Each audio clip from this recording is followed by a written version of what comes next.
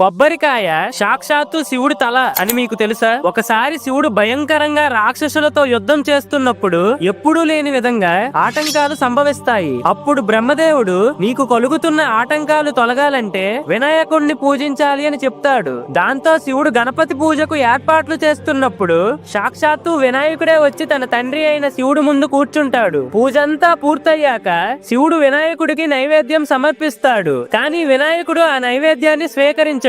ఎంత రుచికరమైన పదార్థాలను పెట్టినా ఆ విఘ్నేశ్వరుడికి నచ్చవు. చివరికి పార్వతీదేవి వచ్చి తన బుజ్జి గణపయ్యకు కావాల్సిన వంటకాలు పెట్టినా తిరస్కరించేస్తాడు. అప్పుడు శివుడికి ఏం చెయ్యాలో అర్థం కాక నీకు ఏం కావాలో చెప్పు నాయనా అని అడుగుతాడు. అది విన్న వినాయకుడు తండ్రి గారు నాకు మీ తలకాయ కావాలి ఇవ్వండి అని అడుగుతాడు. దాంతో శివుడు ఆశ్చర్యపోయి నా శిరస్సుని అడుగుతున్నాడంటే ఏదో మర్మం దాగి ఉంది అని గ్రహిస్తాడు. శివుడు వెంటనే కూర్చుని తన రెండు చేతులను ముందుకు పెట్టేసరికి తన రెండు చేతుల్లోకి తెల్లగా మెరుస్తూ గుండ్రంగా ఉండే ఒక పదార్థం ప్రత్యక్షమవుతుంది. పరమేశ్వరుడికి ఉన్నట్టే ఆ పదార్థానికి కూడా 3 కళ్ళు ఏర్పడతాయి. శివుడి తలపైన ఉన్న గంగమ్మ జల రూపంలో దాంట్లోకి ప్రవేశిస్తుంది. అప్పుడు ఆ పవిత్రమైన పదార్థాన్ని గణపతి స్వీకరిస్తాడు. ఆ పవిత్రమైన పదార్థాన్ని మనం ఇప్పుడు కొబ్బరికాయగా పిలుస్తున్నాము. ఫ్రెండ్స్, ఓం నమః శివాయ అని కామెంట్ చేయండి.